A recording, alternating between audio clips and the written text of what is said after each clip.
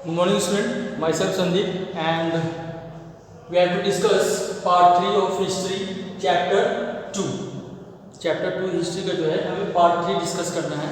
इसके पहले वाले वीडियोस में हमने देखा था कि किस तरह जो है राजा जो है किस तरह अपना अधिकार मतलब कि कोई जो रूलर्स वगैरह होते थे, जो बड़े बड़े लैंडलॉर्ड्स होते थे, वो किस तरह से जो है अपना एक दूसरे के ऊपर क्षेत्र पर कब्जा बनाए हुए थे।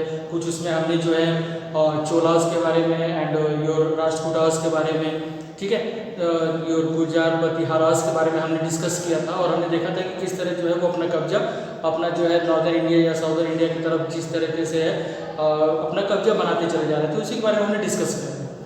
अब इस वीडियो में भाई अब हमने तो अभी तक देखा कि how they are going to capture the territories, वो अपने क्षेत्र पे जो है कैसे कब्जा बना रहे थे।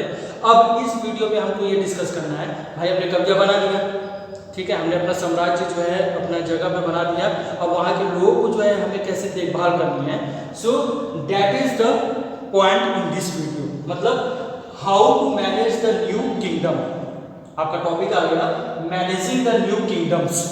इसमें जो है हमको डिस्कस करना है कि भाई जो नए नए जो साम्राज्य जो राजा वगैरह होते थे जिन्होंने अपना क्षेत्र पे कब्जा बना दिया है, तो भाई वहाँ पे लोग रह रहे हैं, तो उन लोगों को चाहे अपने आप को चाहे उन लोगों को किस तरीके से जो है वो मैनेज करते थे, क्या क्या वो सोर्स होते थे। कुछ तो सोर्स चाहिए भाई, सोर्स मतलब कुछ उनको आमदनी रहेगा तभी तो वो अपने प्रजा की देखभाल कर सकते हैं, सिंपल सी बात है। तो यहाँ पर चूंकि स्टार्ट करने से पहले हम सोर्स के बारे में अगर बात करते हैं तो वो था रेवेन्यू, दैट इज टैक्स। वो लोगों से क्या करते थे, राजा जो होता था वो लोग जो भी राजा हो वो लोगों से टैक्स लेता था।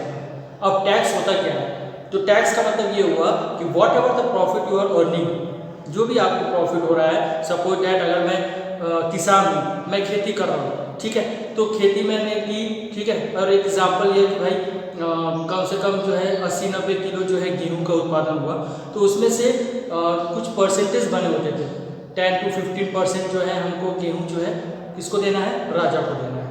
It is a kind of tax. या फिर मैं एक व्यापारी हूँ, मैंने जो सामान की सेलिंग की, कोई चीज़ मैं जो बेच रहा हूँ, तो उसमें हमको कितना प्रॉफिट हो रहा है उसका जो है कुछ परसेंट जो है राजा को देना है, that is known as the tax. इसी को हम बोलते हैं टैक्स, ठीक है। तो यहाँ पे जो मेन सोर्स था, वहां पे राजा का सोर्स जो था वो था क्या, tax. Okay student, now let us see the Kings collected different types of taxes from the people. अलग अलग प्रकार के जो राजा होते थे, जो न्यू किंगडम जो नए राजा लोग जो शासक बने थे उस समय, तो उनका अलग अलग क्षेत्र में उसके हिसाब से टैक्स उन्होंने लगा के रखा था लोगों के ऊपर। That is the kings where the supreme power of the kingdom titles Maharaja Adhiraj the great king of kings. ये यहाँ पे जो है अब राजा को उस समय जो है सुप्रीम पावर माना जाता था, जो भी शासक होता था, जो भी राजा होता था, उसको जो है पूरा सुप्रीम पावर दिया जाता था। और वहाँ के लोग जो है उनको बोलते थे महाराजा अधिराज, ठीक है, जिसका मतलब होता है the great king of Kings. सारे राजाओं से जो है बढ़ के वो राजा है, ठीक है, इसका मतलब होता है महाराजा अधिराज का मतलब the great king of Kings, सारे राजाओं में जो है सबसे हमारे महान राजा, ठीक है। तो इस तरीके से जो है हमने देखा कि इसमें यही समझ आ रहा है कि भाई जो राजा था उसी के पास पूरा सुप्रीम पावर होता था, वही जो है सब कुछ अपना देख रेख करता था और जो भी जैसा वो शासन चलाता था उस तरीके से जो है लोग उसको फॉलो करते थे। अब यहाँ पर जो राजा होता था वो क्या करता था, भाई अकेले तो वो सब प्रजा को देखभाल नहीं कर सकता है ना, वो अपना जो है ग्रुप डिवाइड करके रखा था, जस्ट लाइक समंतास, जो कि हम सब ऑर्डिनेट, जिसको हम ऑलरेडी प्रीवियस वीडियो में समंतास के बारे में देख चुके हैं, जो बड़े बड़े व्यापारी होते थे या बड़े बड़े जो लैंडलॉर्ड्स होते थे वो रूलर बन के थे, तो ये जो है किसके अंदर में आ गए, राजा के अंदर में। तो समंतास, कुछ पीजेंट्स, कुछ ट्रेडर, कुछ ब्राह्मण्स, इनमें जो है अपना शासन जो है उसने बांट के रखा हुआ था।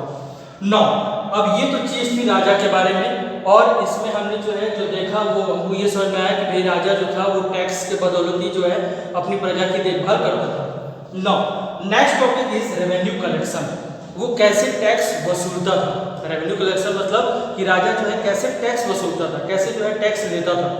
नौ, रेवेन्यू और taxes were the source of income of the medieval Kings. उस समय के जो राजा थे, जो राजा जो भी शासक था, जो भी जिस तरीके से शासन चलाता था, उसका जो मेन सोर्स था वो क्या था, सोर्स ऑफ इनकम उसका क्या था, उसकी आमदनी जरूरी है ना भाई, तो उसका आमदनी क्या होता था, दैट इज टैक्स। वो टैक्स के बदौलत जो है लोगों के ऊपर शासन भी करता था, लोगों की कहीं कमी होती थी तो उसको पूरा भी करता था। इसके अलावा जो है अपनी प्रजा की वो देखभाल भी करता था, मतलब कि महल को कैसे मेंटेन करके रखना है, जहाँ पे वो इस्टेब्लिश है वहाँ पे कैसे उस चीज़ को मेंटेन करके रखना है। तो ये सब चीज़ के लिए भाई खर्चे चाहिए। सैनिक अगर रखा है तो सैनिक को कैसे मेंटेन करेगा, ट्रूप्स आर देयर, मिलिट्री हैं तो उनको कैसे वो मेंटेन करके रखेगा, ठीक है। फिर उसके बाद जो है अगर कहीं मंदिर बनवाना है या कहीं जो है महल बनवाना है तो उसमें भी खर्चा लगेगा, वो कैसे मेंटेन करके रखेगा। तो उसका सिर्फ एक ही जरिया था, that is source of income was tax, that was the revenue और tax. Now the peasants, cattle keepers and artisans used to give a part of their produce as tax। मैंने आपको बता दिया, चाहे वो एक गाय बकरी भैंस जो चरा रहे हैं, ठीक है, कैटल कीपर्स मतलब जो गाय बकरी भैंस चराते हैं, जो रखे हुए हैं, उनको भी टैक्स देना है। आर्टिसंस मतलब जो हाथ की जो चीज़ें बनाते हैं और उसको मार्केट में सेल करते हैं, तो जो भी सेलिंग कर रहे हैं उनको जो भी चीज़ मिल रही है उसमें से वो टैक्स दे रहे हैं।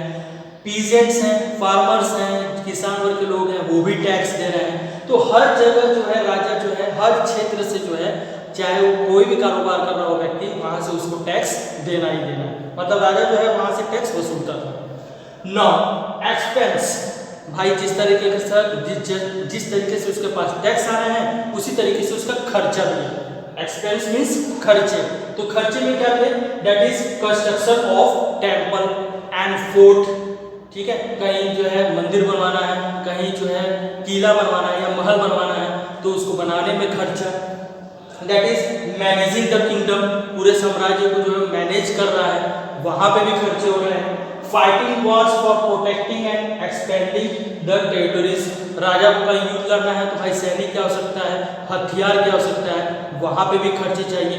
तो ये सब खर्चे को मेंटेन किसके द्वारा वो राजा कर रहा है, by the help of the revenue or taxes whatever the these are the collections, these are collected by the common people। जो वो लोगों के द्वारा जो है वो टैक्स वसूल रहा है, तो एक तरफ से वो वसूल रहा है और मतलब कि वो टैक्स ले रहा है और उसी हिसाब से वो खर्चा भी कर रहा है। Okay, now special officials were employed for collecting revenue. इसके लिए जो है उसने अलग अलग अधिकारी, सपोज दैट कोई मंत्री होगा, राजा के मंत्री होते हैं ना, तो मंत्री कोई जिम्मेदारी सौंप दी, या अलग अलग जो है डिपार्टमेंट से लोगों को जो है उसने अपॉइंट करके रखा हुआ है, जो कि वो आसानी से टैक्स को क्या कर सकें, वसूल सकें, ठीक है। तो स्टूडेंट्स ये था आपका पूरा जो है मैनेजिंग द न्यू किंगडम में हमने ज़्यादा अभी फोकस किया रेवेन्यू कलेक्शन के ऊपर, किस तरीके जो है राजा जो है अपना साम्राज्य को मैनेज करता था with the help of the collecting the tax money. वो टैक्स के बदौलत जो है वो अपने आप को मैनेज करता था। Okay student, in next video we will discuss about the land grants, okay, and the history of the Kashmir is there, उसके बारे में हम लोग कुछ डिस्कस करेंगे, ठीक है। तो ये आपका पार्ट 1 था, ये पार्ट 1 मतलब कि इस टॉपिक का ये पहला पार्ट था जिसमें हमने सिर्फ डिस्कशन किया about the revenue collection. Okay student, thank you.